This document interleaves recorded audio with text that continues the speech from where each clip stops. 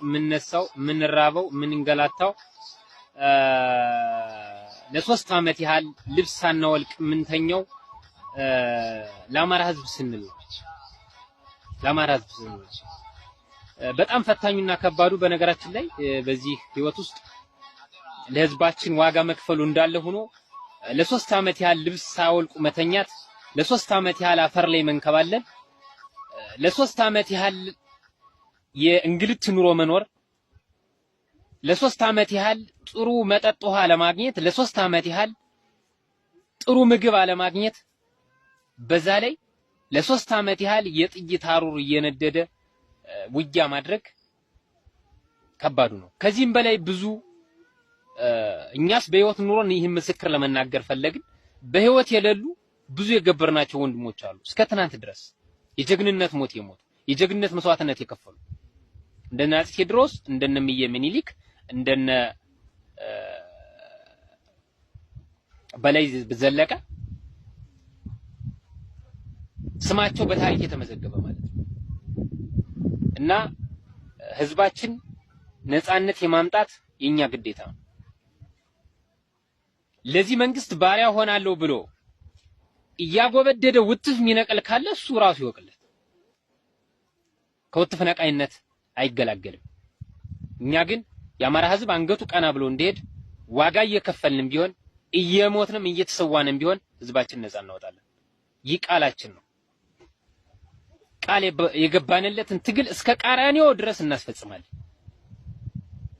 በትግል መካከል መስዋዕትነት ይኖራል። መስዋዕትነት እየተከፈለም ቢሆን የአማራን ህዝብ ነፃነት የማምጣት ደግሞ የዚህ ትውልድ ግዴታ ነው።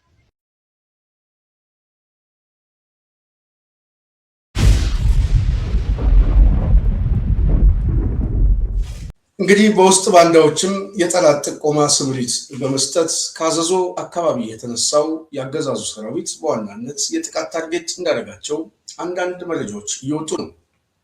እነዚህ ኃይሎች ምንድነው ዓላማቸው? የትግላቸው መነሻስ ምንድነው? አማሮች ናቸው በአስተሳሰብ? በመጨረሻ ሰዓት በውጤት ደረጃ ማንን ነው የሚጠቅሙት? ልብ በሉ። ማዕከላዊ መንግስቱን ይዞ ምናልባት በዘረፋውም በመግደልም ከፍተኛ ስልጣን የያዘው ኦህዴድ ካለበት ፖለቲካዊ ፍላጎቶች አማራው ፖለቲካዊ ክፍፍል ቢገባ በጣም ደስ ይላል። ዛሬ ሰኔ 16 ነው። ልብ በሉ። ዛሬ ሰኔ 16 አብይ አህመድ ወደ አደባባይ ወጥቶ ፍቅር ያሸንፋል ያለበት ቀን ነው። ዶክተር አብይ ፍቅር ነው፣ ተስማማላችሁ? ዶክተር አብይ ርህራሄ ነው፣ ተስማማላችሁ? ከ7 ዓመት በኋላ ግን የአብይ አህመድ ትክክለኛ መልክ ሲከፈት ፍቅር ያሸንፋል ሳይሆን ድሮን ያሸንፋል ነው የሚለው። ሰው መግደል ያሸንፋል፣ ደም ማፍሰስ ያሸንፋል ነው የሚለው አብይ አህመድ። ለዚህ ነው በሰሜን አካባቢ ከፍተኛ የሆነ ህዝብ በዚህ 7 ዓመት ውስጥ ያለቀው ማለት ነው። ፍቅር ያሸንፋል የሚለው የአብይ ቋንቋ ዛሬ እንግዲህ ደም በማፍሰስ ንጹሃንን በመጨፍጨፍ ካሪሲ እስከ ጎንደር ከመተማ እስከ ኡጋዴን ድረስ ዛሬ የአብይ አህመድ የደም ሲሳይ ሆናለች ሀገሪቷ። ይሄ ሁሉ ጭፍጨፋ የሚፈጽም ቡድን በመጨረሻ ሰዓት አማራው ሲያሸንፈው ውጤቱ ምንድነው ብለው ለሚገመግም ሰው ምናልባት ትንሽ ፖለቲካ ድባብ ላለው ሰው ግልጽ ነው። አማራው ከተከፋፈለ ከተበታተነ የመጨረሻው ተሸናፊ ነው የሚሆነው። ሲሸነፍ ደግሞ ዝም ብሎ በቀላሉ አይለቀውም። ይሄ ቡድን ከፍተኛ የሆነ ጥላቻ ያለበትና የ100 ዓመት ሂሳብ እናወራርዳለን ብሎ ፖለቲካዊ የንድፈ ሐሳብ ትንተና አስቀምጦ የተነሳ። ለዚህ እኮ ነው ቤተክርስቲያን ላይ ጥቃት ሲፈጽም አስተሳሰባዊ ጥቃት ነው ምንድነው ለዚህ። ስለዚህ አማራው ላይ ጥቃት ሲፈጽም በዋናነት አብይ አህመድ ከአስተሳሰብ የሚመጣ ጥቃት የጠላትነት ስሜት ነው፣ ታሪካዊ ጠላት ብሎ ብያኔ የሰጠበት ለዚህ። ስለዚህ እነዚህ የውስጥ ባንዳዎቹ በዋናነት የገዛ ልጆቹን የገዛ ወንድሙን ምናልባትም እነዚህ ልጆች በትግላቸው መስዋዕትነት ነገ ጠዋት ነፃ የሚወጣው ይሄ ምስለኔ ተላላኪና ቅጥረኛ ባንዳ ነው። ግን የነሱ መስዋዕትነት ለማርከስ እነዚህ ልጆች ስም ከመስጠት በላይ የጠላት ተላላኪ ሆነው እነዚህ ኃይሎች እየጨፈጨፉ ይገኛል።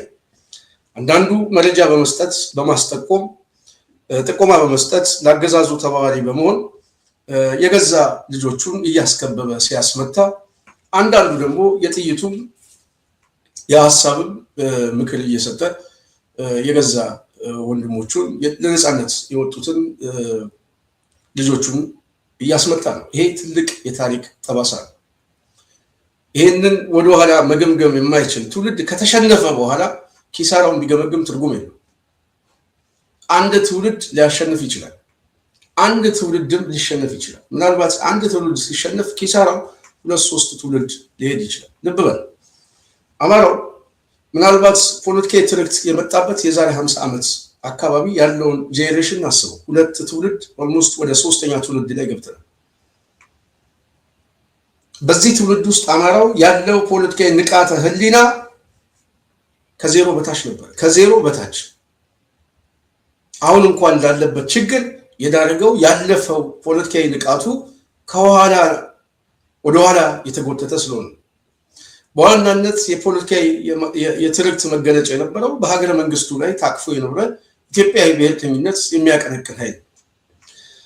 ስለዚህ እዛ አካባቢ ያለው ጄኔሬሽን በተለይ የአማራው ትውልድ እሱን ለመምታት የሚደረግ የፖለቲካ ናሬቲቭ ግን የወጣለት ጨቋኝ ተብሎ፣ በዝባዥ ተብሎ፣ ቀኝ ገዢ ተብሎ ራሱን ያላየው አማራ የጠላት ትርክት ግን ጉልበት እያገኘ በኃይልም አሸንፎ መንግስትም መስርቶ ከትርክትም ወጥቶ በመንግስትም መዋቅር ሲያጠቃው እስከ አብይ አህመድ ድረስ ያለው ሁኔታ ስናየው ባለፉት 50 ዓመታት ውስጥ የአንድ ትውልድ ስብራት 50 ዓመት ዋጋ እንዲከፍል አደረገው። ያ ትውልድ አሁን ላለው ጄኔሬሽን ዕዳ ነው የሰጠው። አላለቀውም። በዝባዥ ይሉታል፣ ግን ፖለቲካዊ በዝባዥ አይደለም። ተጠቃሚ የሆነ የፊውዳል ስርዓት አድርገው አማራን በትርክት ደረጃ ሲገልጡት ዛሬ ድረስ ዋጋ የሚከፍለው ማህበረሰብ አብዛኛው ከድህነት ወለል በታች ያለ ማህበረሰብ። ዛሬ አማራ ክልል ያለው ምናልባት በከፊል በሀገሪቱ ውስጥ ያለ ጠቃሚነት ሪሶርስ እንደው የሀብት ክፍል እንኳን ብናየው ምናልባትም 1% አማራ ክልል ላይ አሁን ካለው የሀገሪቱ አጠቃላይ ሪሶርስ ወደዛ አይሄድም። ለዚህ እነ ሽመልስ አብዲሳ ምስክር ናቸው። ከ2010 ወደዚህ እንኳን 43000 ኢንቨስትመንት በክልላችን ውስጥ እያለማን ነው ብለዋል። የአዳሪ ትምህርት ቤት እያስገነቡ ነው። ዘመናዊ በአፍሪካ ውስጥ ደረጃውን የጠበቀ ተርሚናል እየተገነባ ነው። የት አካባቢ እንደሚገነባ ነው።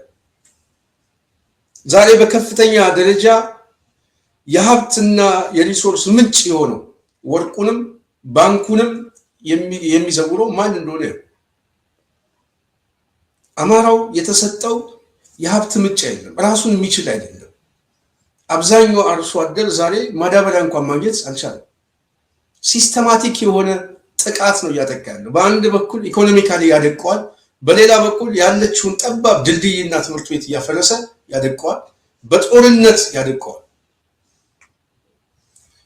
እንደዚህ አይነት ስልታዊ የሆነ ስትራቴጂክ የሆነ ጥቃት ሲያደርስበት ይህንን ኃይል መታገል አንድ ጉዳይ ነው። ከዚህ ኃይል ጋር ተባብሮ መቆም ግን ባንዳነት ነው። እሱ ብቻ አይደለም እኮ መተባበሩ ብቻ ሳይሆን ደግሞ በጣም የሚያሳዝነው አስጠቁሞም እነዚህ ልጆች ይደምሰሱልኝ ብሎ የሚታገል አማራ ደግሞ ተፈጥሯል። ከ50 ዓመት በኋላ ዛሬ እንኳን አለቀ። ምን እየተሰራበት እንደሆነ አለቀም። ምናልባት ትንሽ ማንበብ መጻፍ የሚችል ሊቅ አለ ይባላል። እሱን ገልጠን ስናየው ግን ቀፎ ነው። አንዳንዱ አሳማ ነው። አንዳንዱ ጥራዝ ነጠቅ የሆነና የሁኔታ ትንተና የሌለው ከራሱ ግልብ ከሆነ አመለካከት የተነሳ በጥላቻ በጎጥ በሰፈርና በሆነ ትናንሽ ቀበሌ ላይ ብቻ የሚያስብ ሸክም የሆነ የትውልድ ሸክም የሆነ ተፈጥሮበታል። እና አማራ አቸነፍ ይህንን አመለካከት እንሰብረዋለን ያሉት። ስለዚህ አማራ የህልውና አደጋ አለበት ሲል የህልውና ትንተና መስራት ለአንድ ፖለቲካውን ለሚያነብሰው ግልጽ ነው። አብይ አህመድ የህልውናችን አደጋ ነው ሲባል ዛሬ አብይን ማስረዳት የትኛውም አማራ ይጠበቅበት። በድሮን የደበደበውን አስገድዶ የደፈረውን ያፈረሰውን ድልድይና ያፈረሰውን የሰው አካል መቁጠር ብቻ በቂ ነው። አትኖርም የሚል አመለካከት ያለው ቡድን ነው የመጣው።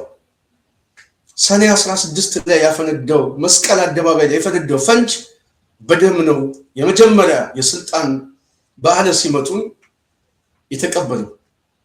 እስካሁን ደም አለ። አደባባዩ ነው የሚለየው፣ መስቀል አደባባይ ነው የሚለየው። ዛሬ አማራ ላይ ያሉት አካባቢዎች ሁሉ የድሮን የፈንጅ የከባድ መሳሪያ የዲሽቃ ጩኸት የሚሰማበት ነው። በትግራይ አካባቢ ያለቀውን ወጣት ማየት ይቻላል። በየቀኑ ኦሮሚያ ላይ ሰዎች እያለቁ ነው። እወክለዋለሁ የሚለው ማህበረሰብ ራሱ በጦርነት እየወከለው ነው። ዛሬ አብይ አህመድ የህልውና አደጋ ያልሆነበት ማህበረሰብ የለም። በዚህ ደረጃ ያለ ሁኔታ ቢያንስ አማራው አሁን ካለበት ችግር ሊወጣ የሚችለው ምንድን ነው ብሎ ሊቁ አያስብም። የሚያስበው የቀበሌ አስተሳሰብ ነው። በዚህ የቀበሌ አስተሳሰብ የት ትሻገራለህ? የት ትወጣለህ? ኦህዴድ እኮ ተሰባስቦ እየመጣብን እያጠቃ ነው። ለዚህ ጥሩ ምሳሌያችን ዛሬ ሰኔ 16ን ወደኋላ መለስ ብለን እንዲሁ በተለይ ሰኔ 16 በአንድ በኩል ከሞት የተረፉበት ጊዜ ነው። ያንን ጊዜ ሳስበው በጣም ወደኋላ ብዙ ነገር አስባለሁ። አብይ አህመድ አማራ ክልል ላይ የፈጸመውን ጥቃት በትላንትና ፕሮግራም ምናልባት በተወሰነ መልኩ አንዳንድ ሀሳቦችን ገልጸናል። ወደኋላ መለስ ብሎ ለሚያስብ አማራ ይህንን እኮ የፈጸመው በዋናነት አብይ አህመድ 3 አይነት ስልቶችን ይዞ ነው። በእኔ ግምገማ አብይ ወደ ስልጣን የመጣ ጊዜ በቀጥታ ወደ ጦርነት ለመግባት ፍላጎት ነበሩ። ከህወሓት ጋር ወደ ጦርነት ለመግባት በፕላን ደረጃ በእቅድ ደረጃ ያስቀመጠው መጋቢት 25 ነው። መጋቢት 24 ስልጣኑን ተቀብሎ መጋቢት 25 አብይን ለሚያነበው ሰው ጦርነት አንድ የስልጣን ማስጠበቂያ አድርጎ በሀሳብ ደረጃ በእቅድ ደረጃ ያዘው። ይሄንን የኃይል ሚዛን ግን ለማስጠበቅ አማራ ክልል ላይ ያለውን ሁኔታ ምንድነው የፈጸመው? የኃይል ማዛባት ነው። እዛ አካባቢ ላይ በዚህ በኩል ላይ ጦርነት ሲከፍት፣ በዚህ በኩል ላይ ግን የኃይል ማዛባት ሲፈጠር አማራውን ቢያንስ እርስ በርስ ላናግሰው የሚል ፕላን ነው ያዘው። ይህንን ሲያደርግ በውስጥ በኩል ያለ በአዴን ውስጥ የነበሩ የኃይል አሰላለፎችን ግጭቱን እንደ ጥሩ የሴራ ትንተና አድርጎ ነው የተጠቀሙት። ስለዚህ ይሄ በውስጥ በኩል ያለው በአዴን ውስጥ የነበረውን አሰላለፍ ወደ ቀውስ ብለውጠው ቢያንስ እዛ አካባቢ ያለውን የኃይል አሰላለፍ አዛባዋለሁ። አማራው ሲዳከም ጦርነቱን በትግራይ በኩል ባደረግ ይሄኛው ኃይል ተሰባስቦ እንኳን ሊመጣ አይችልም፣ ወይም ደግሞ ሳቦታጅ አድርጎ ማዕከላዊ መንግስቱ ጋር ሊመታኝ አይችልም ብሎ ግምገማ ሲሰራ አጀንዳ ነው የሰጠው።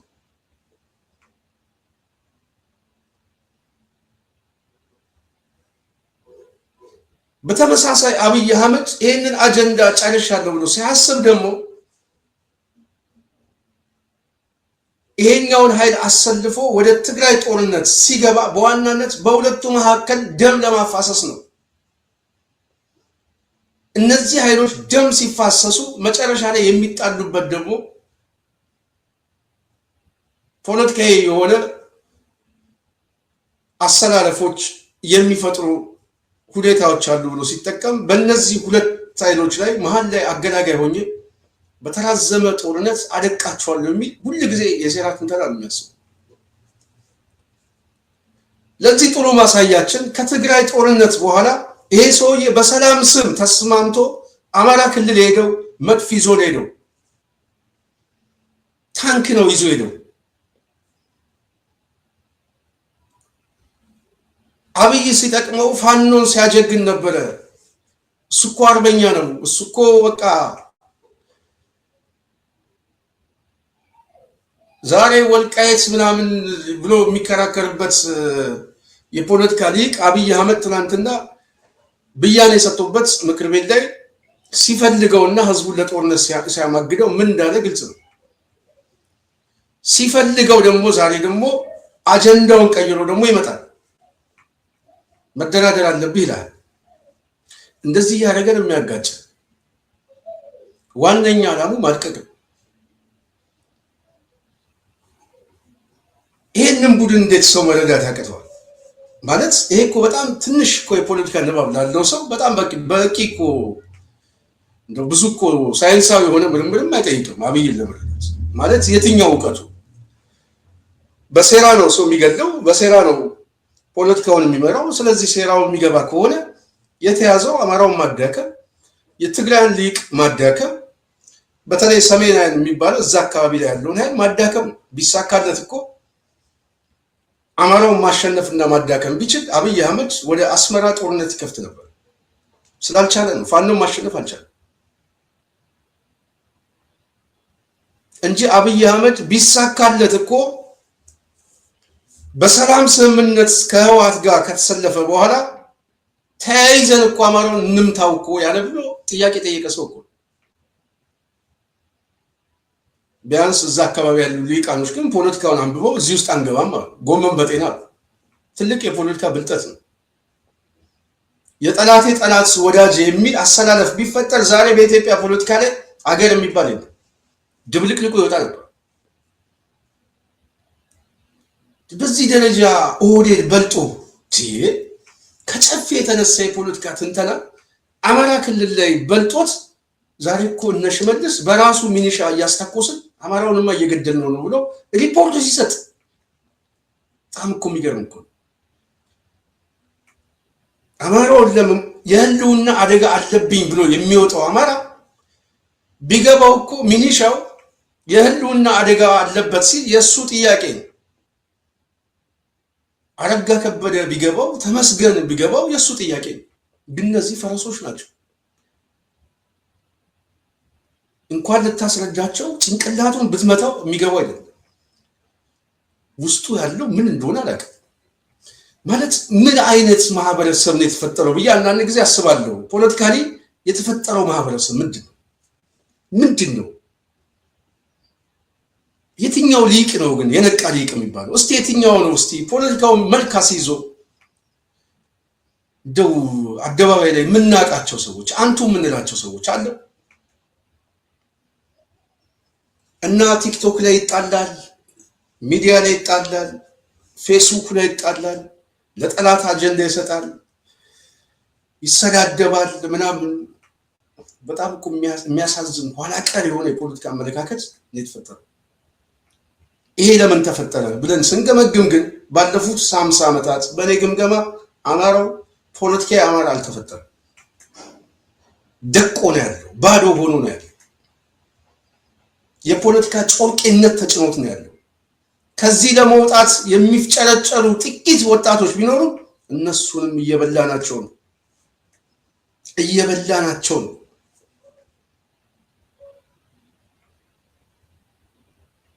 አንድ ሆነ መታገል አለብህ ይላል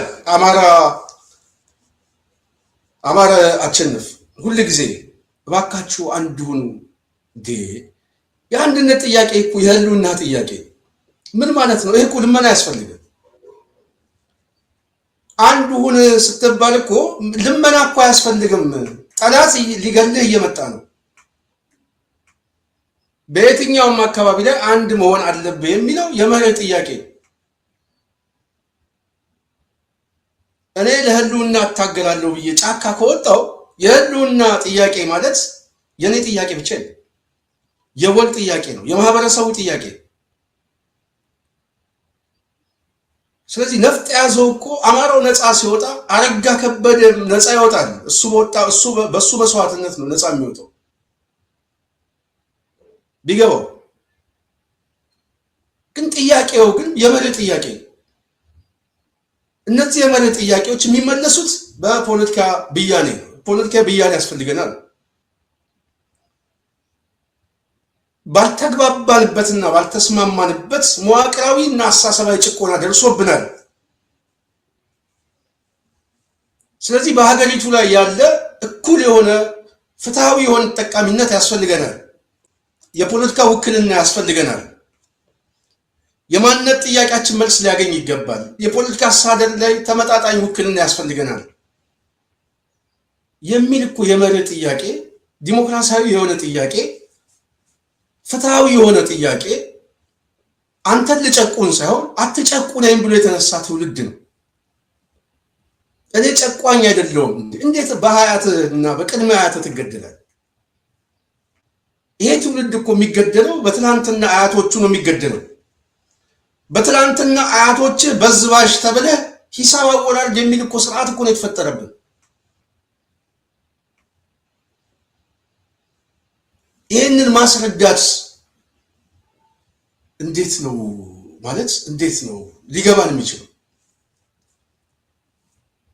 በዚህ ደረጃ ያለ ስርዓታዊ መዋቅራዊ ጭቆና ዛሬ በአብይ አህመድ ነፍስና ስጋ ይዞ ወደ አፈጻጸም ነው የገባው። እናጥፋቸው ነው ያለው።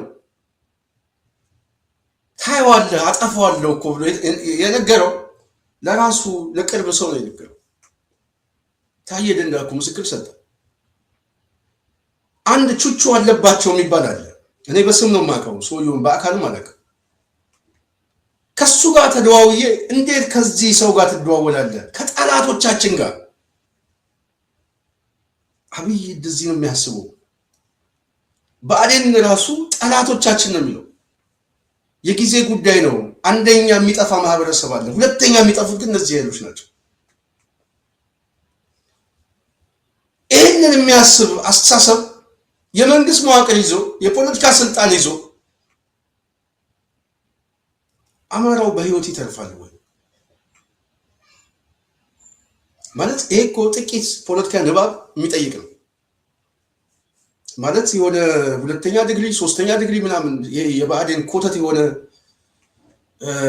መቼም ራሱን የበታችነት ስሜት ተጭኖት ዝም ብሎ የሚሰበስበው የወረቀት ሱቅና ስትፈትሸው ግን አብዛኛው ፖለቲካዊ ባዶ ነው። ንባብ የለውም፣ የሁኔታ ትንተና የለውም፣ መዳረሻ የለውም። ይህንን ኃይል ደግፌው መጨረሻ ላይ ምንድን ነው ማተርፈው? ኦኬ አብይ አህመድ አማራ ክልል ላይ ያስገባውን ጦርነት በአሸናፊነት ሲያጠናቅቅ ይሄ ቡድን ለእኔ ስጋት ይሆናል አይሆንም? እኔስ ምን ይገጥመኛል ብሎ ማሰብ ፖለቲካ ሀሁ እኮ በጣም እኮ 30 ዓመት ስልጣን ላይ ተቀምጦ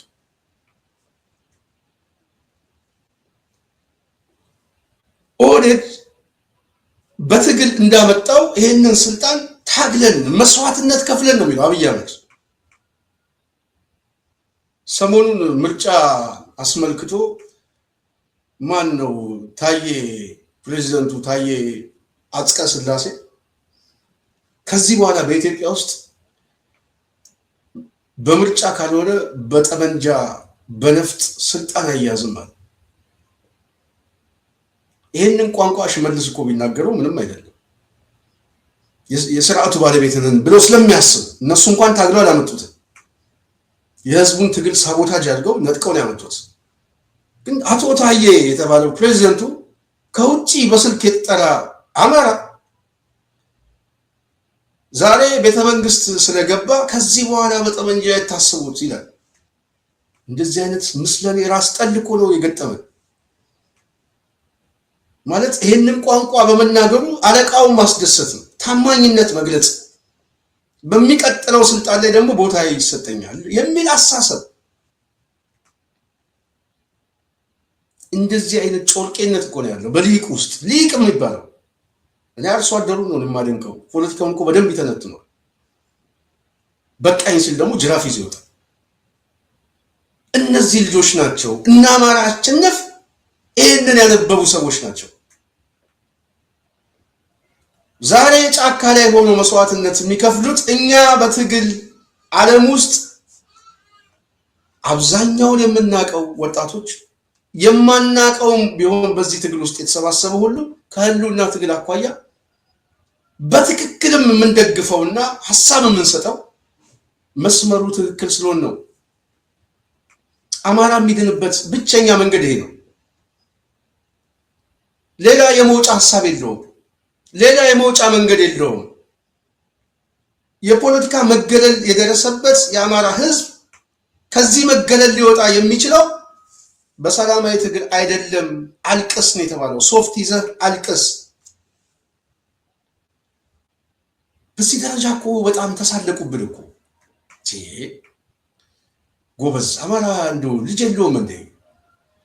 ትንሽ እንኳን ወንድ የሚሰማው ሰው የለም እንዴ? ሶፍት ስጧቸው እኮ አለ ሽመልስ። በሰበሩን ቦታ እኮ ሰበርናቸው። ከዚህ በኋላ ይሄ ነፍጠኛ ያልቅስ። ዛሬ እኮ በየአካባቢው እኮ አማራው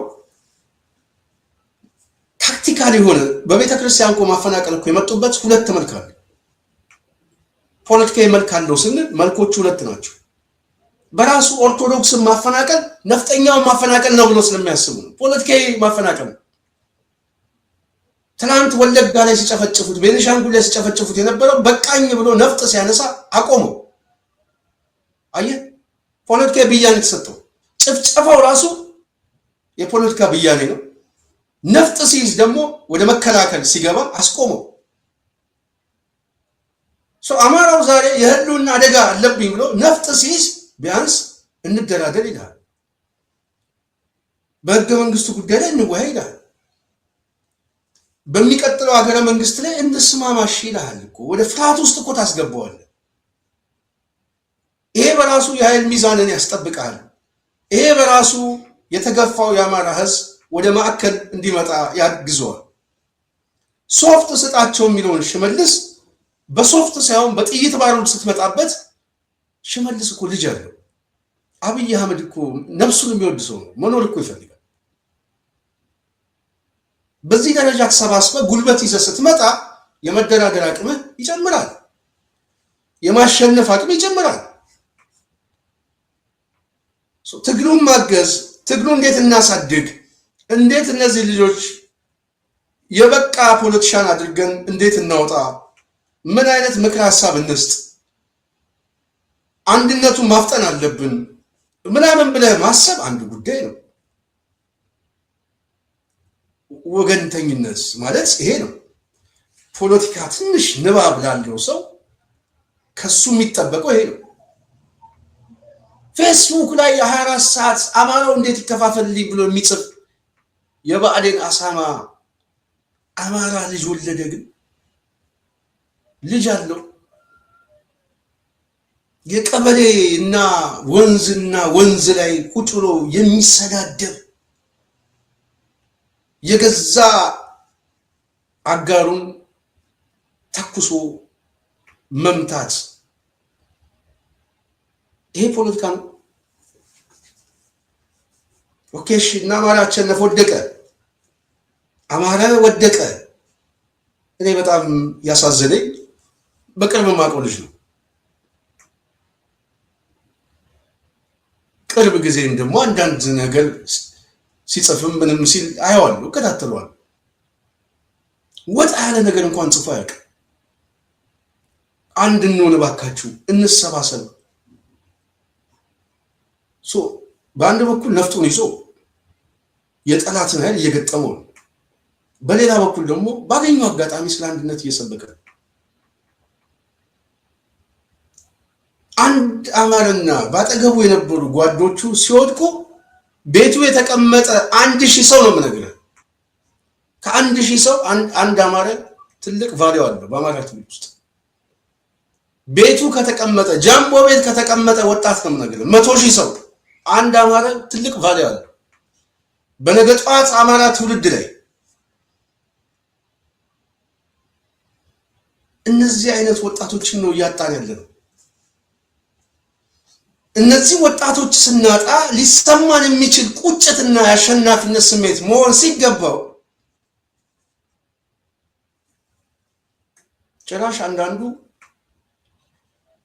አስጠቁሞ አስመትቶ በቀበሌ ጸብ ሶሻል ሚዲያውን ቲክቶክን ሁሉ ተጠቅሞ ሲያበቃ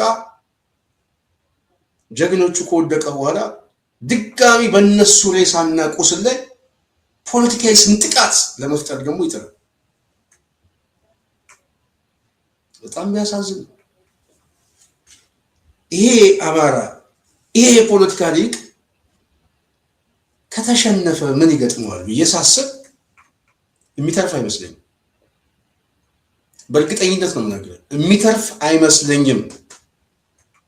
አንተ ሆድ ምናልባት ሊተርፍ ይችላል። አንዳንዱ ውጪ ያለ፣ አንዳንዱ ከፍተኛ የሆነ የፖለቲካ ድንቁርና የተጫነው ነው። ነገ ጠዋት ምን ሊገጥመን ይችላል ብሎ የሚያስብ አይደለም። ምን ሊገጥም ይችላል? ኦህዴድ ካሸነፈ የተራዘመ አደጋ ውስጥ ትገባለህ። እንደ ህዝብ ፖለቲካዊ መገለል ብቻ አይደለም፣ የተራዘመ ሲኦል ውስጥ ይከታል። ያኔ እንሰባሰብ ብትል ዛሬ በተንከው አትሰባሰብ። ፖለቲካዊ አቅም የለህም። ተዳክማ ነው የሚያገኝህ፣ ጠፍተ ነው የሚያገኝህ። እንደ ኩርድ ህዝብ በአራት አቅጣጫ ላይ ተበትነ ትኖራለህ። በዛ ደረጃ አማራን የሚጋብዝ ኃይል ይሄ ፖለቲካ ሊቅ ከዚህ ድንዛዜ የሚወጣው መች ነው? እስቲ መች ነው? እስቲ ዛሬኛ የልባችን ነው ራስ ማለት መች ነው? የፖለቲካ ሀቡ የሚገባው መች ነው? የማሸነፊያ ስትራቴጂ ስልቶች ነጥፎ በአንድነት ጉዳይ ላይ አንዱን ብሎ ሰው ሲቀሰቅሱ 3 ዓመት የጎንደር አማራ አንዱ ሆኑ፣ ጎጃም ላይ ሚኒሊክ እዝ ወሎ ላይ ሸዋ ላይ አትሞት እኮ አንዱን እኮ ሲባል እኮ ተሰባስበ ድርጅት እንኳን ለመፍጠር የነበረው መከራ አስቡት። ድርጅት ለመፍጠር የደረገበትን መከራ አጌንስት ደግሞ ድርጅት ለማፍረስ የሚሰለፉ ሰዎች ሳይገርመኛል 48 ሰዓት ወለይ ማለት ነው። እነንተና እንደዚህ ያሉ እንደዚህ ምናምን አሉ። እንደዚህ አይነት ፖለቲካ አለ ግን አለ ወይ? እኔ እስቲ እንደው መጽሐፍ ገለጥ አድርጌ እንደው ባይ እኔ እጃ ድርጅት በመርህ ይደገፋል፣ ይተቻል። አንዳንድ ጊዜ ስልታዊ የሆኑ ጉዳዮች ላይ ስትራቴጂክ የሆኑ ጉዳዮች ላይ የድርጅትን ሀው ሊጎዳ የሚችል ከሆነ አሳማኝ መረጃ እንኳን ቢኖርህ ወደ አደባባይ አታመጣው። ለድርጅቱ ደህንነት ሲባል መረጃውን ተደብቀውና ለሚመለከተው ሰው ትልካለህ። ይሄ ጉዳይ መልስ ያስፈልገኛል ትላለህ።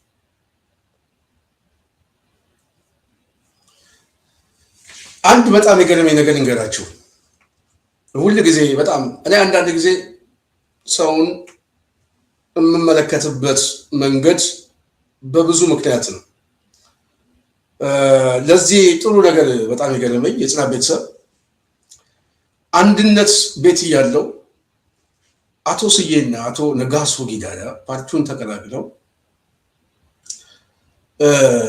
በነበረበት ሰዓት ለአቶ ስዬ አንድ ጥያቄ ይጠይቃል። በተለይ ከህወሓት ጋር በሰዓቱ የነበረው ፖለቲካ የበላይነት እሱ ስለነበር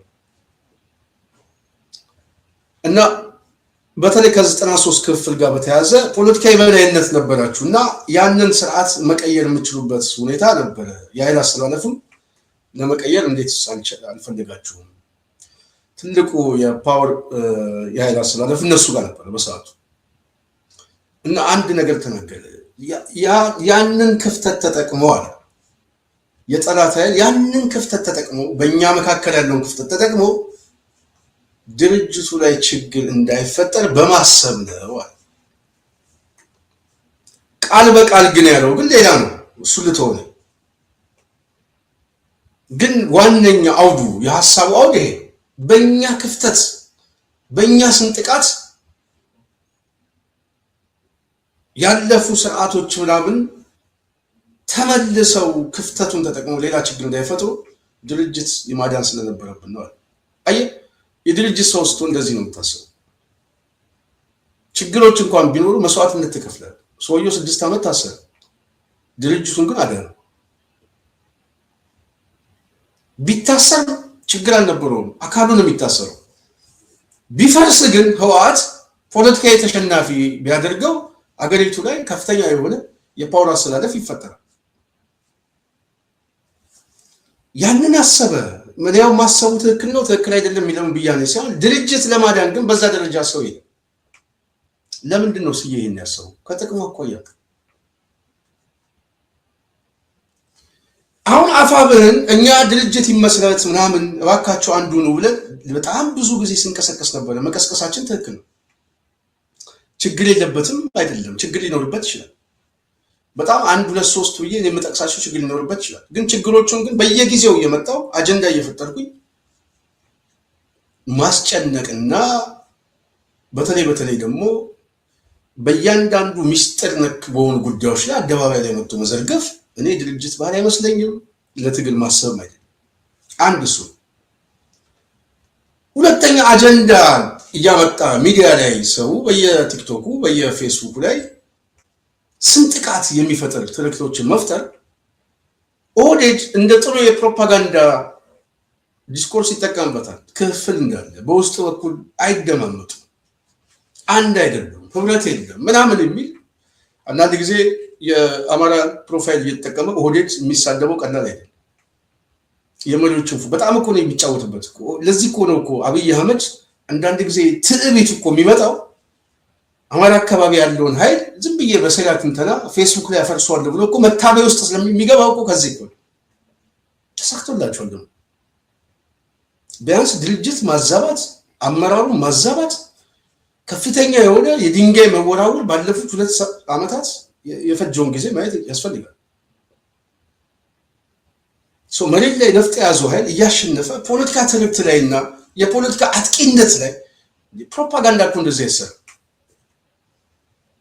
እዛ ላይ ተሸነፈ። ስለዚህ እና አማረ መውደቃቸው አይደለም።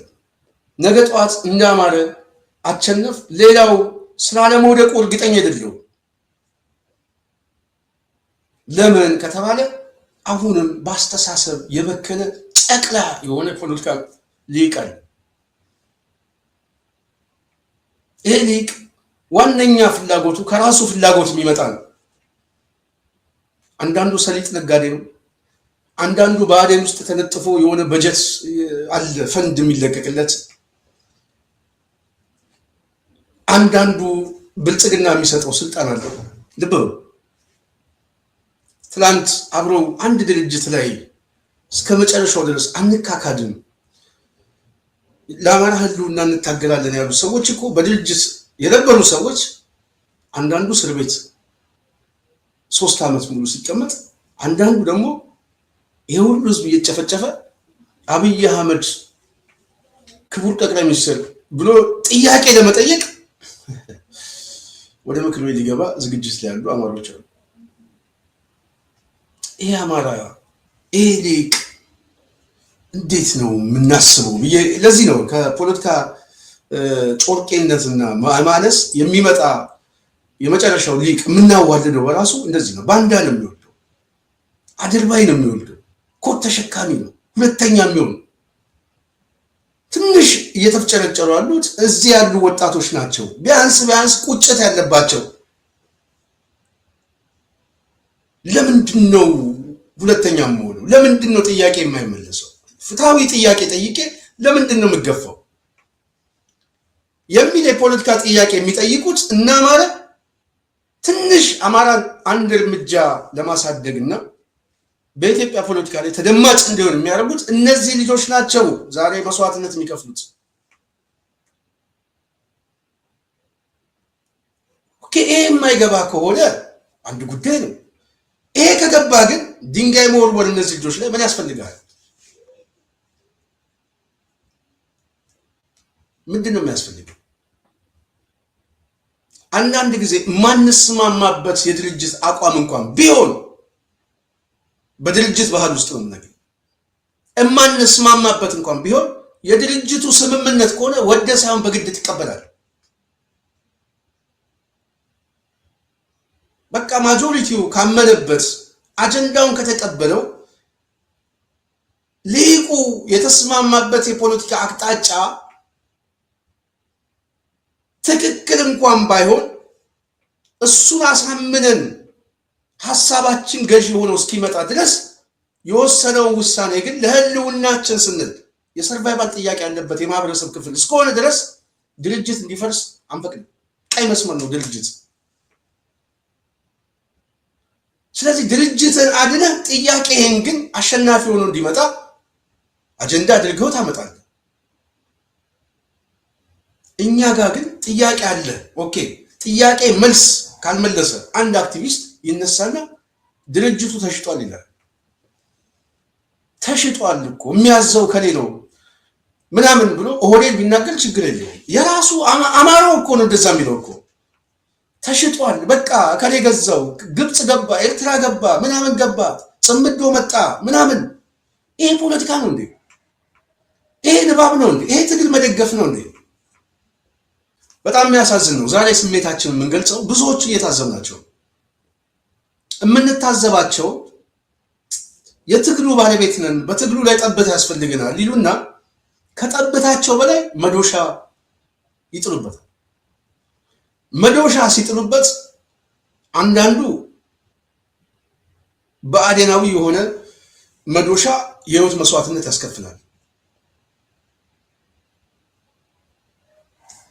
ያሉበት ቦታ አካባቢ ላይ መረጃ በመስጠት ጠላት አስከብቦ ያስመታል። አንዳንዱ አጀንዳዬ አልተቀበላችሁም ስለዚህ ተሽጣችኋል ብሎ ድምዳሜ ይሰጥና ፖለቲካዊ ፍርድ ይፈርድባቸዋል። ከዛ ሌሎቹንም ያደናግራል። እኔ ፖለቲካዊ ጥያቄ 1001 አለኝ። 1001 ነው የምነግራችሁ። 1001ንም አምጥቼ ብዘረግፈው ድርጅት ከማፍረስ ውጪ የማመጣው ትርፍ የለም። እንኳን በተመሰረተ ድርጅት እንኳን በምናውቃቸው ሰዎች አይደለም ቅርብ በሆነ ትውውቅና ቅርብ የሆነ የጀርባ ታሪክ ያለን ሰዎች እንኳን ድንጋይ ለመጣል ራሳችን መምታት ነው የፈለግነው እንጂ ድንጋይ ለመጣል በትግሉ ላይ ጊዜ አናጠፋም ብለንም የምንወስንበትና የወሰንበትም የታሪክ ሂደት ወደኋላ ማሰብ ያስፈልጋል። ሰው እኮ ብዙ ምክንያቶች አሉት። ኦኬ አማራው ብቸኛ የህልውና አደጋ ላይ አንድ ድርጅት ነው ያለው፣ ሌላ የለም። በምርጫ የሚወዳደር ድርጅት አይደለም። ነፍጥ ያነገበ ነው። የጠላት ኃይል ከባድ መሳሪያ ያለው ነው። ድሮን አለው፣ የሚያግዘው የሚያስታጥቀው አለው፣ ፋይናንስ አለው፣ ገንዘብ አለው፣ ሀሳብ የሚሰጡ አሉ፣ የምክር ሀሳብ ትንተናዎች አሉት።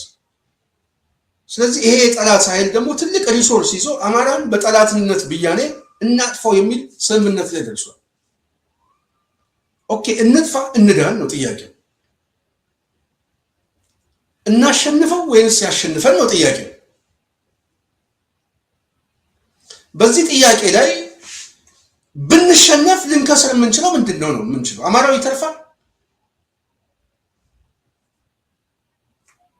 ይተርፋል ይመስልሃል? እንደው እዚህ ወሎ ያለው አማራ በሰላም ይኖር ይመስልሃል? አብይ አህመድ ዛሬ እኮ ቢሳካለት እኮ ነገ ጠዋት ምን አይነት አገር ማዋለድ እንደሚፈልግ ዛሬ ላይ ቆመን ቅንድቡን አንብበን ስንነግርህ አንዳንዱ ጥላቻ ይመስሏል፣ አንዳንዱ ያለማወቅ ድንቁርናም አድርጎም ይመለከታል። አንዳንዱ ደግሞ ያው ሆዱ ከጠገበ የሌላው ሰው ሆድ ቦታ ስለማይሰጥ በራሱ ሆድ ነው የሚለካው እና ጭንቅላቱን አስተሳሰቡን ሆዱ ሸፍኖታል። እጢ ነው ያለው ጭንቅላቱ ላይ ያለው እውቀት አይደለም እጢ። ይህንን ማስረዳት ከባድ ነው። አብይ ቢሳካለት ቅዠቱ ቢሆንለት አማራውን ማዳከም፣ የትግራዩን ልቅ ማጥፋት፣ ኤርትራን አፍርሶ ወደቡን ይዞ ትልቅ የሆነ የኩሽ ዳይናስቲክ ፈጥሬ በዛ ውስጥ ንጉሰ ነገስት ቀዳማዊ አብይ አህመድ አሊ ተብዬ በጨፌ ላይ ነግሳለሁ ብሎ የሚያስብ ሰው ነው። በሌላው ኪሳራና ሞት ከቻለ መንገስ ካልቻለ ግን አፈርሰዋለሁ ብሎ ፖለቲካዊ አጀንዳ ማኒፌስቶ አዘጋጅቶ ክርስቲያኑንም አማራውንም የሚገለው የግብ ጉዳይ ሆኖበት ነው፣ እቅድ ነው። ከዚህ ቡድን ጋር እየተፋለመ ይሄንን ቢያንስ ያነበቡ የአማራ ሊቅ ባናግዛቸው እንኳን ዝም ማለት ትግል ነው። ዝም ማለት ድርጅት ይፍረስ ከምንል ቢያንስ ድርጅቱን አልደግፍም ማለትም ትግል ነው። በነገራችን ላይ ዝም ማለት ራሱ አስተዋጽኦ ነው።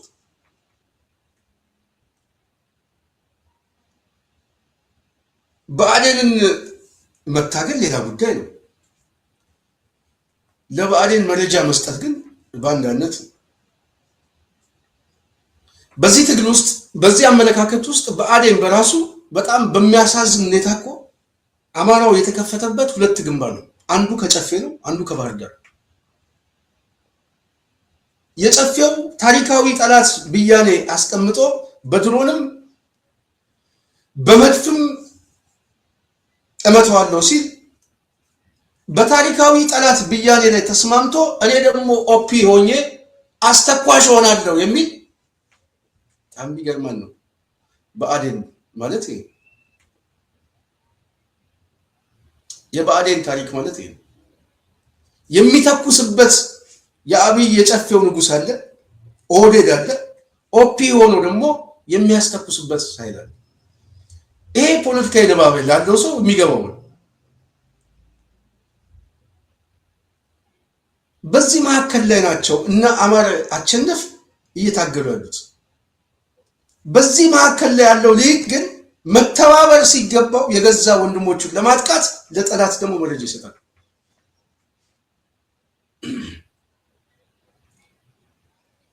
ለዚህ ነው የምነግራችሁ የመጣንበት መንገድ ገንብሙት። የመጨረሻ አደጋ ላይ ያለ ነው። በጣም አደጋ ውስጥ ነው። በጣም አደጋ ውስጥ ነው አማራ። የአማራ ሊቅ አደጋ ውስጥ ነው ያለው። ነገ እንዳይጸጽተን፣ ነገ እንዳታለቅስ፣ ነገ የሚሰማ የለም። ስላንተ የሚጨው ማንም ሰው የለም። በእርግጠኝነት ነው። እያንዳንዱ ማህበረሰብ ንቆ ይተዋል። የፖለቲካ ድንቁርናህን አይቶ ገምግሞ ንቆ ይተዋል። እነዚህማ ቢሞቱም ምንም ቢሉም ቢደራጁም ያው ናቸው ብሎ ይሄ እኮ ሊያስቆጭ ይገባል። ድርጅትን አድን። አንድነትን ማምጣት የህልውና የሰርቫይቫል ጥያቄ የመጀመሪያው መሰላል። አሁን ይሄ ስርዓት እየተሸነፈ እያበቃለት እየተሸነፈ ሲመጣ ይሄ ትውልድ ወደደም ጠላም መንግስት ሆኖ ኢትዮጵያን ይመራል። ወደደም ጠላም አብይ አህመድ በጭንቅላቱና በመቃብሩ ይሄ ትውልድ ታሪክ ይጽፋል፣ ህገ መንግስት ይጽፋል፣ ተቋም ያደራጀ በመስዋዕትነት ነው። ድንጋይ በመወርወር አይደለም፣ በደም መስዋዕትነት የመጣ ነው። የእነ አማራ አቸንፍ ትግል የሚሞተው ደማቸውን ያረከሰ ጊዜ ነው ይሄ ትውልድ።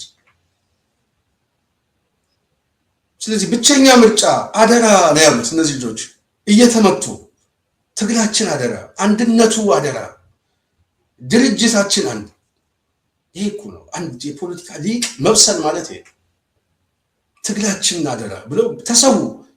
ሲሰዉ እነዚህ ልጆች አደራ ሰጥተውት ነው ሄደው ለማን? አሁን ላለው ትውልድ። ስለዚህ አሁን ላይ ያለው ትውልድ አደራውን የሚቀበለው ከሰማዕታት ነው። የሰማዕታት አደራ። አንድ ልጅ ሰሞኑን ስሰማ ነበር፣ በጣም የሚያሳዝን ዜና። ካሊድ የሚባል ልጅ በጣም ነው ያዘንኩት። በጣም አዲስ አበባ ዙሪያ አካባቢ የሚኖር ብዙ ሰው ሰምቶ ሊሆን ይችላል። እናቱ ታማ አባቱ ሌላ ቦታ ነው ያለው። እናቱ ነው ያሳደገችው በድህነት። እናቱ ታመመችበት። እናቱ በደከመችበት ሰዓት ለልጇ አንድ ነገር ነገረችው። እሞታለሁ አትለው እንዳይደነግጥ። ልጁ ገና የ11 ዓመት ልጅ መሰለኝ። አንድ ነገር ግን በሆነ ያለችው ምን ሊገጥማት እንደሚችል እሷ ነው የምታውቀው። ልጁን እንዳታስደነግጠው ግን አንድ ነገር እንኳን ቢሆን በኔ ሁኔታ ፈተና እንዳታቋርጥ። የ8ኛ ክፍል ፈተና ሰሞን ነበር። ስለዚህ ፈተናው እንዳታቋርጥ እኔ አንድ ነገር እንኳን ቢሆን። እናቱ ይችን በተናገረች ምናልባት በቀናት ውስጥ ወይ በሰዓታት ውስጥ ሞተች። ልጁ እናቱ የተናገረችው ጭንቅላቱ ላይ ስላለ የእናቱ ሞት ቢያሳዝነውም እያለቀሰ ፈተና ለመፈተን ወደ ትምህርት ቤት ሄደ። በጣም የሚያሳዝን ታሪክ። ተፈትኖ መጣ። የእናቱን አደራ ተወጣ። ቃሏን ጠበቀ። ትግል ይሄ በትግሉ ይሄንን ምሳሌ ስንወስደው የነ አማራ አቸንፍን ትግላችን አደራ ሳሙኤል አወቀ እንዳለው ሳሚ እንደዛ ነው ያለው። ትግላችን አደራ በጣም ከባድ ቃል ነው በነገራችን። በጣም ከባድ ቃል ፓወርፉል። ስለዚህ አደራ ብሎ ሰማዕቱ ሲወድቅ ቁጭት ውስጥ የሚገባ ትውልድ በጣም እኮ አደራ ብሎ ሰው ሲሞት እኮ አማራው ከጫፍ እስከ ጫፍ ክተት እኮ ነው ማወጅ ያለበት። ክተት አንዱን እኮ ተብለህ እኮ በለመን የለብህም። እና አማራ አቸንፍ አደራ ብሎ ወደቁ ሲባል ክተት ነው እኮ የምታወጀው። ሌላ አንዱን ምናምን እሱማ ያለፈ ጉዳይ። ጃዋር መሐመድ የዛሬ 2012 ላይ አስታውሳለሁ ተከበብኩኝ ሲል ተከበብኩኝ ፌስቡክ ላይ ክተት አውጆ ወጣቱ ቢያንስ 86 ሰዎች አካባቢ የህይወት መስዋዕትነት ከፈሉ። ከበቡት ከጫፍ እስከ ጫፍ። ተከበብኩ ያለው ጃዋር ተከበበ በወጣቱ። አማራው ግን ፖለቲካውን ወደኛ ስናመጣው ሰማዕት የሆኑ ወጣቶች አደራ ሲሉ እንዴት ክተት አታውጅ? አንዱን እንዴት ብለህ ምክር ትቀበላለህ? የአንድነት ጉዳይ እንዴት ጥያቄ ውስጥ ይገባል? ክተት ነው ማወጅ አለብህ። የአንድነት ጉዳይ ላይ መልስማ ካልመለስክ አንተ የፖለቲካ ሀዋ ይገባል። ይሄ እኮ ነው እኮ በቃ ይህንን ውሰደው እኮ ነው ገልብጠው አንድ ሁን ስትባል ከዛም አልፈ ክተት ነው መሆን ያለብህ። አዳዲስ እንደውም በእነ አማራ ስም ግንባር ዘመቻ ነው መታወጅ ያለበት። አማራው መንገድ ተዘግቶ አዲስ አበባ ዙሪያ ላይ እናስጨንቀዋለን። ይሄን አገዛዝ መውደቅ ነው በቃ። ሌላ እኮ ምርጫ የለንም። ከወዴት ጋር ያለን ፍልሚያ እየወደቅን ማሸነፍ ወይ መጣል ወይ ጥለናል ወይ እንጥለዋለን። ወይ በእኛ መቃብር ይጨፍራል ይሄ ቡድን፣ ወይ በመቃብሩ ላይ ህገ መንግስት እንጽፋለን፣ ታሪክ እንጽፋለን። ይህንን ስንናገር እኛ ቅስቀሳ አይደለም፣ ስሜታችን አይደለም የምንናገረው፣ ፋክቱን ነው። ጦረኛ ስለሆነ ምናምን አይደለም። እኔ እንደዚህ አይነት አመለካከት የለኝም። እየጠፋን ስለሆነ እየገደለን ስለሆነ በየቀኑ እየፈጀን ነው። ሲስተማቲክ በሆነ መልኩ እየፈጀን ነው። በጦርነት እየፈጀን ነው። በፖለቲካ መቀጨር እየፈጀን ነው። በሃይማኖት እየፈጀን ነው። ይህንን ቡድን መታገል አለብን ብቻ ማሸነፍ የትውልዱ ግዴታ ነው። በዚህ ሂደት ውስጥ እኛ ብንሳተፍ የነፍሳችን ያህል ደስታ ቢሰማን ደስ ይለን ነበር። አልተሳካልንም። በብዙ ምክንያት በብዙ እንቅፋት እንጂ እናሳየው ነበር። ወንድነታችን ማሳየት ብቻ አይደለም፣ ብዙ ወጣት ፈልፍለን እናሰለጥነው ነበር፣ እናሳየው ነበር። አብይ አህመድ ጭንቅላቱን በጥብጥ እናሳየው ነበር። አልተሳካልንም። በቃ ፈጣሪ አልፈቀደው። ስለዚህ ይህንን እኛ አሁንም ምክር እናቀርባለን። አማራው የሚገባ ከሆነ የመጨረሻ ደረጃ ላይ ነው ያለው፣ ማሸነፍ ወይ መሸነፍ። በማሸነፍ ሂደት ላይ ደግሞ የሰርቫይቫል ጥያቄ የሚመለከተው ከጥያቄያችንና ከጎሳችን ምክንያታዊ ጥያቄዎች አሉ፣ ያደረ ጥያቄዎች አሉ፣ የነገ ጠዋት መልስ አለ። ያደሩ ጥያቄዎች ዛሬ ያለንበትና ነገ ለምናሻግረው ትውልድ ትክክለኛ ጥያቄ ነው። የመሪ ጥያቄያችሁ የኔም ጥያቄ ነው የሚል ኃይል ጠላት ነው ወዳጅ ነው ሰይጣን ነው ምናምን የለም። ተተባበራለህ። ፖለቲካዊ ብያኔ ትሰጥበታለህ። ቀይ መስመር ብሎ ነገር የለም። የሚሰመር ቀይ መስመር በፖለቲካ ትግል ላይ የለም።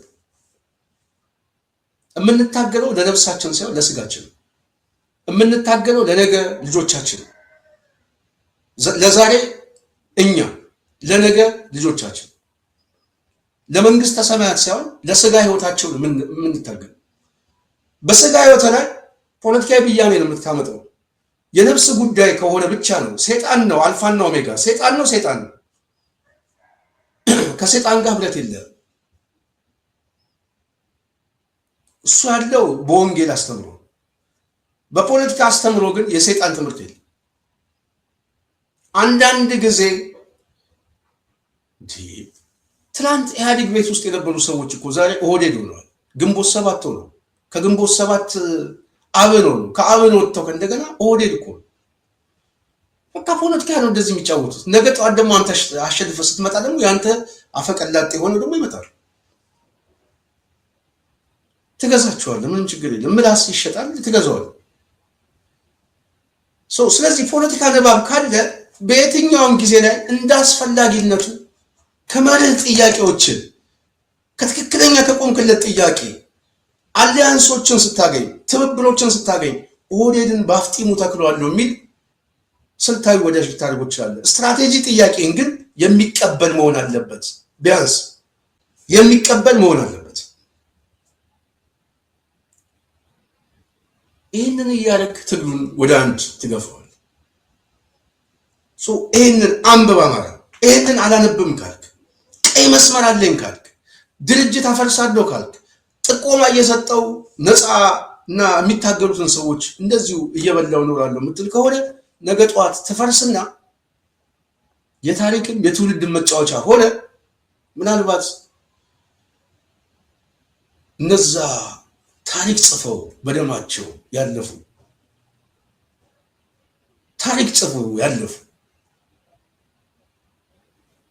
የአባቶቻችንን ታሪክ መሳቂያ ነው የምታደርገው። መሳቂያ ቢያንስ እንደዚህ አይነት ትውልድ እንኳን መፍጠራቸው የሚያሳፍር ሆኖ የሚጻፍ ታሪክ ነበር። የምታስብ ከሆነ ማሰብ፣ ስለ ነገ ብያኔ የምትሰጥ ከሆነ ስለ ነገ ብያኔ ስጥ። በዛሬ ጉዳይ ላይ ዛሬ የፖለቲካ ልዩነት ያለው አማራ ካለ ቢያንስ በአማራ የህልውና ትግል ላይ የሚያሰባስብ የሆነ እርሾ አለ። ድርጅት ተፈጥሯል። የተለያዩ አስተላለፎች አሉ። የተለያዩ ፍላጎቶች አሉ። ፍላጎትን በድርጅት ለማስታረቅ ሞክር። በዋናነት ይሄ ትግል አሸናፊ ሆኖ እንዲመጣ ወይ ዝም በል፣ ወይ ለትግሉ ተባበር፣ ወይ እንቅፋት ባለመሆን ከራስ ጋር ቃል ግባ። ትውልዱን አድን። ጎጠኛ ሆነ በቀበሌ ተጣልተ የባዕዴን የጭቃሹም ሆነ ነገ ጠዋት ምን ልትፈጥር እንደምችል አይገባኝ። በጣም ረጅም ሰዓት ነው ያወራሁት። የጽናት ቤተሰብ አብይ አህመድ ዛሬ ሰኔ 16 ነው። ሰኔ 16 ምን እንዳለ ታውቃለህ? ሰኔ 16 2011 ዛሬ የዛሬ 7 ዓመት አብይ አህመድ ፍቅር ነው ይሉታል። አብይ ፍቅር ነው ከ7 ዓመት በኋላ። ይሄንን ያዘጋጀሁት በነገራችን ላይ ዋነኛው ማስተር ማይንዱ ማለት ይቻላል እኔ ነኝ። ዛሬም ዋነኛው ተቃዋሚ እኔ ነኝ።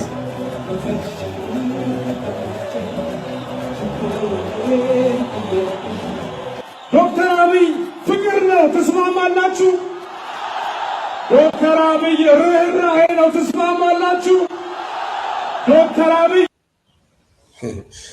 ይሄንን እንግዲህ ያዘጋጀን ነው አብይ አህመድ ሰኔ 16 ነው የዛሬ 7 ዓመት። በኔ አስተሳሰብ የአዲስ አበባ ህዝብና ለዚህ ሰው የነበረው ድጋፍ በጣም ምናልባት ህዝቡ በመውጣቱ ብዙ ሰው ይናደዳል፣ ሊጸጽተው፣ ሊገባኛል ስሜቱ። ግን ትክክለኛ ነበር፣ አድርጎታል፣ ትክክለኛ አድርጎታል። ከየት መጣላሉ? ሐሳቡን ድምፁን ነው የሰማው፣ ድጋፍ ሰጠው፣ ፈንጁን ታቀፈ። ይሄ የአስተሳሰብ የበላይነት የሚያሳይ ሲፈትሸው ግን በ7 ዓመት ውስጥ ገለባ ሆነ። ገለባ አብይ ፍቅር ነው የተባለለት መድረክ ላይ አብይ ገዳይ ነው ወደሚል ተለወጠ። ነፍሰ በላ ነው፣ ቤተክርስቲያን የሚያቃጥል ነው፣ ኦርቶዶክስን የሚገድል ነው። በ7 ዓመት ውስጥ እኮ 27 ዓመት ጨለማን ያለ ሰው 7 ዓመቱን ቀን ጨለማ 27 ዓመት የገዙትን ሰዎች የቀን ጅብ ያለ ሰው አብይ የሌሊትም ጅብ ሆነ። የ24 ሰዓት ጅብ፣ የ24 ሰዓት ጅብ ሰው ይገድላል፣ 24 ሰዓት ይዘርፋል፣ በ24 ሰዓት ህግ ያወጣል። በ24 ሰዓት የተለያየ ውሸት የዋሻል አገሪቷን የደም እንባ ውስጥ ከተታት። አብይ አህመድ ፍቅር ነው ወይ ብለህ አሁን አዲስ አበባ የምትጠይቀው ገዳይ ነው ይላል። ነፍሰ በላ ነው፣ ለፍርድ ነው የማቀርበው እያለ ነው፣ አልለቀውም እያለ ነው።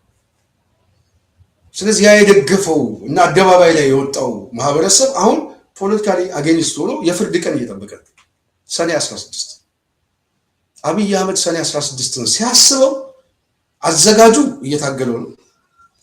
ያወጣውና የወጣው ህዝብ ደግሞ ጊዜ እየጠበቀ ነው። የጎዳና ፍርድ ይሁን የችሎት ፍርድ ይሁን ግን ጊዜ እየጠበቀ ነው። እንደ ጋዳፊ ነው የሚጨርሰው፣ በፍርድ ቤት ነው የሚጨርሰው። እኔ እሱ አይገባኝም አላውቅም፣ ግን የፍርድ ጊዜ ግን እየጠበቀ ነው። እዚህ መድረክ ላይ የተዘጋጁ ሰዎች ዛሬ ደንበኛ ተቃዋሚ ሆነዋል። ስለዚህ አብይ አህመድ ከሽፏል ማለት ነው። የከሸፈ ስብስብ መፍረሱ የማይቀር ጉዳይ፣ መበተኑ የማይቀር ጉዳይ። ሲበተን እኛ የምንመክረው አማራው ተጠናክሮ መውጣት አለበት የምንለው ለዚህ ነው። የተበተነ ቡድን ስብስብ ነው። ስለዚህ ይሄ ስብስብ እየፈረሰ ሲመጣ የሚቀበለው ኃይል ግን ያስፈልገዋል። የሚቀበለው ኃይል እየተሰባሰብኩ ነው እያለ ነው። ሰሞኑን አሁን የምንሰማው አዳዲስ ዜናዎች አሉ። በነገራችን ላይ ጥሩ ነው። ከዚህ ዜና ውስጥ በተወሰነ መልኩ የጽናት ቤተሰብ የሚሰማው ጥሩ ነው፣ ግን ፈጥነው ደግሞ ወደ ለውጥ ወደ ከፍ ወደ አለ አጥቂነት ደግሞ መሸጋገር ያስፈልጋል ብዬ አስባለሁ። ከሚሰሙ ነገሮች ውስጥ አንዱ ያያችሁት በተለይ አሳምነው እዝ ያው ይታወቃል። ከዚህ በፊት የነበረ መጓተት እሱን እያደረቁ ወደ አንድ እየመጡ ነው። በሚገርም ሁኔታ ስትራቴጂክ ቦታ ነው ሸዋ። ኦህዴድ በጣም በከፍተኛ ደረጃ የሚጠብቀውና አብዛኛውን ኮማንዶ እነዚህ ስፔሻል ፎርስ የሚባለውን የሚያሰማራው ወደዛ አካባቢ ነው። ለአዲስ አበባ ቅርብ የሆነ ስትራቴጂክ ቦታ ነው። ስለዚህ በጣም ሊያጠቃውና ምናልባት ጨዋታውን አዲስ አበባ ላይ ሊጨርሰው የሚችለው ይሄ ሸዋ ላይ የተሰባሰበው ኃይል። ይህ ኃይል ከሁለት የነበረ አመለካከትና የተራዘመ መቋሰል እሱን ዘግቶት አንድ ሆኖ ሰራዊቱን በአንድ ጠርንፎት ድርጅታዊ ቁመናውን ጨርሶ ይገኛል። ሚሊክዝም እንደጨረሰ እየተሰማ ነው። ቴድሮስዝ ያልጨረሱት ነገር ካለ በጣም ፈጥኖ መጨረስ ሰዓቱ በጣም ጊዜ የላቸው። ጎንደር አካባቢ ላይ አንዱ ነው እየተባለ በስፋት ሲቀሰቀስ ቆይቷል። ምናልባት ቅርብ ጊዜ አንዳንድ ነገር እንሰማ እንችላለን። አማራ አቸንፍ ትግሌን አደራ ብሏል። የእነዚህን ሰማዕት ወንድሞቹን ትግል ጎንደር ላይ ያለው አማራ እኔ ባጭር ቀን ውስጥ የማያሳይ ከሆነ ምናልባት ተወቃሽ ነው፣ የታሪክ ተወቃሽ ነው። ስለዚህ አሳምነው ላይ አሁን አንድነታቸውን ዘግተው ድርጅታዊ ጉባኤ አድርገው ለአዲስ አበባ ግንባር ተዘጋጅተናል እያሉ አብይ አህመድ የት እንደሚገባ አላውቅም፣ ግን ለዛ ግን ዝግጅታቸው እንደጨረሱ ተሰምቷል። ነገ ከነገ ወዲያ በኢትዮጵያ ውስጥ የሚፈጠረው ምንድን ነው የሚለው ከፍተኛ የሆነ አጥቂነት እየመጣ ነው፣ ከባድ የሆነ አጥቂነት። ስለዚህ አማራው በዛ ደረጃ እየተሰባሰበ ሲመጣ ጉልበቱ እየጨመረ ይመጣል። ጉልበቱ አሁን እየጨመረ ሲመጣ ወንድሞቻችን ሰማዕት የሆኑት ስለነሱ የምናለቅስበት ሳይሆን የነሱ ሐውልት የሚሰራበት የት ይሁን ነው የሚለው። አጫሉ አዲስ አበባ ላይ ሐውልት ተሰርቶለታል። አማራ አቸንፍ ሐውልቱ የቱ ጋር ነው የሚሰራው ነው። ለታጋዩ ሐውልት የማይቆምበት ምክንያት የለም። ለስንቱ ነው የሚቆመው የሚለው ሌላ ጉዳይ ነው። ግን አዲስ አበባ ላይ ግን የአሸናፊዎች ሐውልት ግን ይቆማል። እሱ የማይቀር ጉዳይ። ስለዚህ አሳምነውስ ደግሞ ለዛ በጣም ስትራቴጂክ የሆነ ትግል ነው የነሱ። በጣም በተለይ አዲስ አበባ ላይ ያለው ጨራሽ ኃይል ይሄ ቡድን የማይበገር ቁመና የሚለካው ጠላት የስልጣን እድሜውን ለማስረዘም የሚረጨውን የመከፋፈል መርዝ በወንድማማቾች የሰከነ ብስለት አክሽፎ ትግሉን ወደ አንድ ማዕከላዊ የኃይል ምንጭ ማምጣት ሲችል ብቻ ነው እነሆ ዛሬ በአማራ ሕዝብ የህልውና ትግል ውስጥ ታላቅ የድል ምዕራፍ ተጽፏል። አገዛዙ ለዓመት ያሴረበትና የኖረበትን ትግሉን ለመሰንጠቅ የተጠቀመበትን የመከፋፈል እኩይ ድራማ በታሪካዊቷ የሸዋ ምድር ላይ ፍጹም ታሪካዊ ሞት ሞቷል። ከመረጃው ያገኘ ነው። እንግዲህ ሸዋ በጣም ስትራቴጂክ የሆነ ቦታ ነው። እውነት ለመናገር ኦህዴድ በጣም የሚፈራው እዚህ አዲስ አበባ ዙሪያ ላይ ያለው ኃይል። ስለዚህ እዚህ በሸዋ ቀጠና ያለው ኃይል ተሰባስቦ ሊመጣ የሚችለው ደግሞ ድርጅታዊ ቁመናውን ሲያሳድግ ነው። ይሄ ድርጅታዊ ቁመናቸው በዋናነት አሁን ከጊዜ ወደ ጊዜ እያሳደጉ አንድነታቸውንም እያሳደጉ እየመጡ ነው። እኔ በጣም ትልቅ የሆነ እፎይታ ከተሰማን እዛ አካባቢ ያለው መፍጠን እንደሚገባው አምናለሁ። ለዛም ጥሩ ስራ እየሰሩ ነው። አንድነታቸውን አሁን ከጭቅጭቅ ከንትርክ አውጥተው ወደ ተግባራዊ እንቅስቃሴ እየለወጡት ነው። ይህንን ማድረግ አማራው ያስፈልጋል ብለን እናስባለን። ደጋግመን ጥያቄ እንጠይቃለን። አማራው ፖለቲካዊ ንባብን አሳድግ፣ ድርጅታዊ ቁመናን አሳድግ፣ በምንም አይነት ህብረትን አጠናክር። መጪው ጊዜ መንግስት የመሆን ጉዳይ፣ መሳሪያ ይዘህ ጫካ ላይ ብቻ እየተኮሰ የሚቀመጥ አማራ የለም። ሀገር የሚመራ አማራ እየመጣ ነው። በኦህዴድ ፍርስራሽ ላይ ስርዓተ መንግስቱን ልትቀበል። ስለዚህ ፖለቲካዊ ቁመናን አሳድግ፣ ድርጅታዊ ቁመናንም አሳድግ። ይህንን ማድረግ የእናንተ መሬት ላይ ያላችሁ ሰዎች ኃላፊነት ነው። የኛ ስራ ደግሞ ድጋፍ መስጠት ነው። የሀሳብ ድጋፍ እንሰጣለን። የመረጃ የፕሮፓጋንዳ ድጋፍ እንሰጣለን። ይህንን ነው የምናደርገው። ስለዚህ እኔ አማራው ወደ ልቦና እየተመለስክ ይህንን አገዛዝ በመጣል ሂደት ላይ የግልን ሚና ብትወጣ፣ በተለይ በውጭም በውስጥም ያለው ኃይል ደጋፊው ኃይል ቢያስብበት ጥሩ ነው። ከመጓተስ እንውጣ። እና አማራ ያሸንፍ። የወደቁበት ዋነኛ ኮስ የኛ ጥያቄ ነው። ለጥያቄያቸው ክብር እንሰጠዋለን።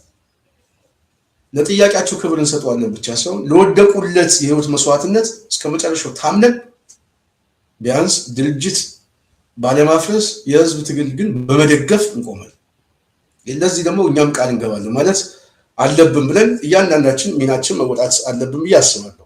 በተመሳሳይ ጽናት ላይ ሀሳብ አስተያየት የምትሰጡ ሰዎች ከልብ ነው የምናመሰግነው።